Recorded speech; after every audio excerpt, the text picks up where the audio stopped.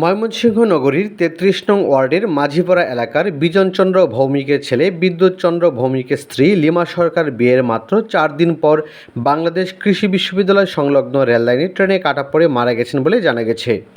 খবর পেয়ে ময়মনসিংহ রেলওয়ে থানা পুলিশ ঘটনাস্থল থেকে মরদেহ উদ্ধার করে। এ ঘটনায় নববধূ লিমা সরকারের বর্তমান শ্বশুর শাশুড়ি দাবি জানিয়েছেন, মৃত্যুর প্রকৃত কারণ উদ্ঘাটন করে ঘটনার সঙ্গে জড়িতদের চিহ্নিত করে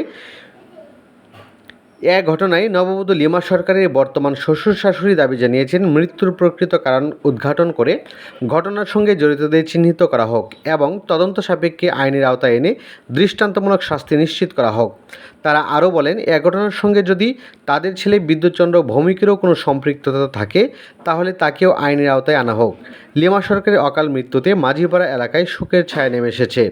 এলাকাবাসীর দাবি, প্রকৃত ঘটনা তদন্ত করে দোষীদের দ্রুত বিচারের আওতায় আনা হোক। স্যার আমাদের সাথে খুব ভালো মিশছে, হ্যাঁ খুব কি করছে, 4 দিনে এমন মায়া লাগাইছে স্যার যে আমার ভিতরটা স্যার ফাইটে যাইতেছে স্যার। আমি স্যার আমার মনে হইতেছে যে আমি মরে যেতাম, ওই বাচ্চা থাকতো স্যার, তাতে আমি মনে শান্তি পেতাম স্যার।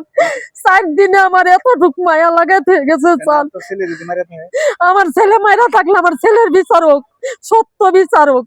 আর আমার ছেলে যদি মায়েরা না থাকে, যদি ওর আগের স্বামী সুমন যদি মায়েরা থাকে, কি অন্য কেউ যদি মায়েরা থাকে, তারও বিচার হোক, সুস্থ বিচার হোক। আমি এই বিচারই চাই স্যার। আমার ছেলে বিয়ে করার 4 দিন পরে লিমা হত্যা হয়েছে। এর মধ্যে যদি আমার ছেলে লিমাকে হত্যা করে থাকে, আমার ছেলের বিচার চাই। আর 4 দিনে কি অন্যায় করছে, আর আপনারা এই সিসি ক্যামেরার ইটি আছে, এটা ফুটে আছে, এগুলো দেখে সুস্থভাবে সত্য বিচার করবেন। যদি আমার ছেলে করে, আমার ছেলের আইন আমি আপনি করতে হাতে নাতে ধরাই দিব। সুষ্ঠু বিচার করবেন, যদি ফাঁসি দেন, যা মন চায় তা করেন, আমার কোনো দাবি না। আমার বউরে যদি মাইরা থাকে আমার ছেলে বউরে, আর যদি আমার ছেলে না মারে, আমার ছেলের বউরে যারা মারছে তা আমি তাগর বিচার চাই আপনি করতে।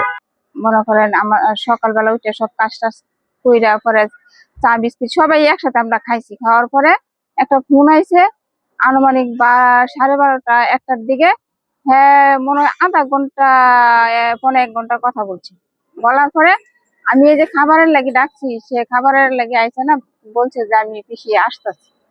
আসা এই কথা বলার পরে বলছে পরে হ্যাঁ যে বেরিয়ে গেছে, আমি আর টের পেয়েছি। নিচে আমার বাড়িওয়ালার মেয়ে আছে, সে বারবার জিজ্ঞেস করছে ভাবি কই যাও, ভাবি কই যাও। সে রাগই করছে না। আমার নাতিও জিজ্ঞেস করছে কাকি কই যাও, হ্যাঁ রাগ করছে না, মানে দুসায় হ্যাঁ বেরিয়ে গেছে বাসার থেকে।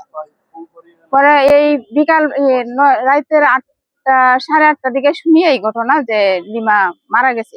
ওখানে যে লিমা মারা গেছে এটা সত্য হলো, তখন আমার বাইশটা বউ, কারণ আমার বাইশটা যদি মেরে থাকে তাহলে আমার বাইশটার বিচার চাই।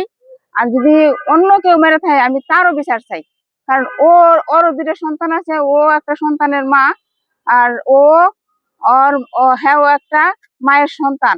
আমারও যেরকম কষ্ট লাগতেছে, ওর মার গুহা থেকে যে ও সরছে, ওর মার আরো বেশি কষ্ট লাগতেছে।